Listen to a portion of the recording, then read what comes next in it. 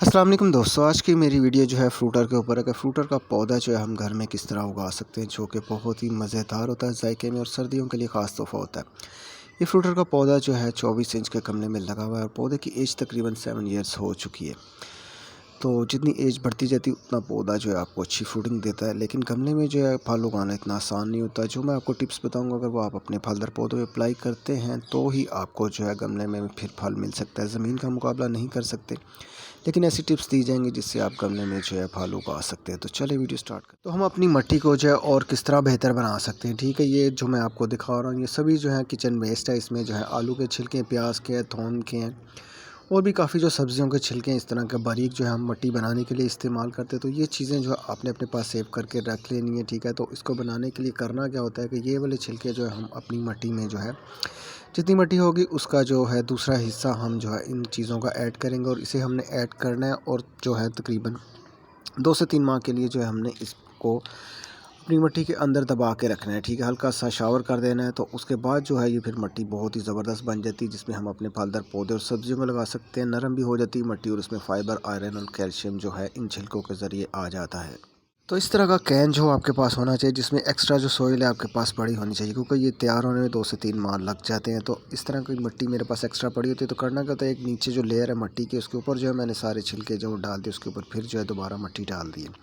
हल्का सा शावर करके हमने इसे फुल धूप में रख देना, तो हमारी सॉइल जो है 2 से 3 माह बाद तैयार हो जाएगी। ये जो ऑर्गेनिक स्प्रे मैं आपको बनाना सिखा रहा हूँ, इसमें करना क्योंकि 250 ग्राम जो है हमें पालक चाहिए होती है इसमें, और जो पालक होती है इसमें फाइबर, आयरन और कैल्शियम मौजूद होता है। तो ये स्प्रे हमने करना होता है कि हमारे जो फलदार पौधे होते हैं फ्लावरिंग के टाइम जो है ड्रॉप हो जाते हैं, तो फ्लावरिंग को ड्रॉप होने से बचाने के लिए हम ये अप्लाई करते हैं। इसमें 250 ग्राम जो पालक है इसमें हम जो है तकरीबन 2 लीटर पानी ऐड करेंगे और उससे अच्छी तरह उबाल लेंगे और पानी को ठंडा करेंगे, तो उसके बाद जो हमारा स्प्रे रेडी हो जाएगा। इस तरह भी हम इसे 24 घंटे भिगो सकते हैं और फिर भी इस्तेमाल कर सकते हैं। तो 2 लीटर पानी हम इसमें ऐड करें। ज़्यादा अच्छा रिजल्ट लेने के लिए हमें जो है इसे 10 मिनट पानी को उबालना है और उसका जो पानी है छान के जो है हमने अपनी बोतल में निकाल लेना है। तो पौधों पे फिर जो है हम इसे अप्लाई करेंगे। तो दूसरा तरीका मैं आपको बता रहा हूँ हम किस तरह अपने पौधों पे अप्लाई कर सकते हैं। उसे हम जो है पानी के ज़रिए भी अपने पौधों में डाल सकते हैं। ये जो है 15 दिन बाद या 10 दिन बाद हम इस तरह अपने पौधों में डाल सकते हैं, सब्ज़ी और फलदार पौधों के लिए, ठीक है। उससे बहुत अच्छी ग्रोथ करते हैं और बहुत ही ज़्यादा फल जो है आपके पौधे के ऊपर आ जाता है इसके ज़रिए। तो दोस्तों 10 मिनट जो है आपने पानी को उबालना है, उसका पानी जो है फिर आपने निकाल लेना है छान के और उससे जो है ठंडा कर लेना। स्प्रे हमारा रेडी है। तो ये स्प्रे हम करेंगे फ्लावरिंग रोकने के लिए, जो ड्रॉप होती हैं दिसंबर में हमने करना है हर 15 दिन से, ठीक है। इसको हम करेंगे तो ही जो है आगे जाके हमारा पौधा जो है फिर फ्लावर ड्रॉप नहीं करता। वो भी मैंने बहुत सी टिप्स दी हैं जो मैं आपके साथ शेयर कर रहा हूँ, ये काम करती है। तो आपकी चॉइस है आप कौन सा तरीका जो अप्लाई करना चाहते हैं। तो दिसंबर से लेके आपने जो है फल पकने तक हर 15 दिन बाद जो है ये स्प्रे लाजमी अपने पौधों के ऊपर करना ही करना है।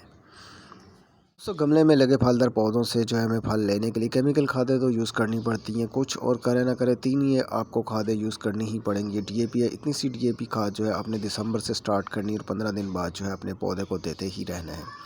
अगर आप ये नहीं देते, क्योंकि गमले की मिट्टी होती है उसमें ताकत नहीं होती, तो केमिकल खादों के ज़रिए ही जो है हम अपनी मिट्टी में ताकत ला सकते हैं। दूसरी जो खाद आपको मैं दिखा रहा हूँ वो एनपीके, ठीक है। फल का साइज़ बढ़ने के लिए हम इस्तेमाल करते हैं और भी इसके बहुत से फ़ायदे हैं। इतनी सी जो एनपीके हमने 15 दिन बाद अपने पौधे में डालते ही रहना। इससे ज़्यादा डोज़ आप ना दें, अगर ज़्यादा डोज़ देते हैं तो फिर जो है आपका पौधा डेड हो जाता है, स्टील भी हो जाता है। फलदार पौधों के लिए सबसे इम्पोर्टेंट सल्फ़र या पोटाश, दोनों में से जो है आपको एक खाद इस्तेमाल करनी ही पड़ेगी। ये सल्फ़र है जो कि 15 दिन बाद ही हमें अपने पौधों पे देनी, दिसंबर से देनी है, ताकि आगे जाके हमारे पौधे में जो है ताकत आए और फ्लावरिंग के दौरान जो है फ्लावर ड्रॉप ना करें। तो इतनी सी सल्फ़र लाजमी है। तो दोस्तों इसका फल जो है हम अचानक से जो है सारा ही नहीं हार्वेस्ट कर सकते। इतनी मेहनत की तो दिल नहीं कर रहा था तोड़ने को। जब हम छत पे आते हैं तो थोड़े से जो दाने हमें पसंद आते हैं वो हम उतारते हैं तो खा लेते हैं, क्योंकि ये साल बाद जाके हमें इतना सा फल मिलता है। तो ये वही लोग जानते हो जो अपने हाथ से पौधा या फलदार पौधा या सब्ज़ी का पौधा उगाते हैं तो फिर उसमें से हार्वेस्ट करते हैं।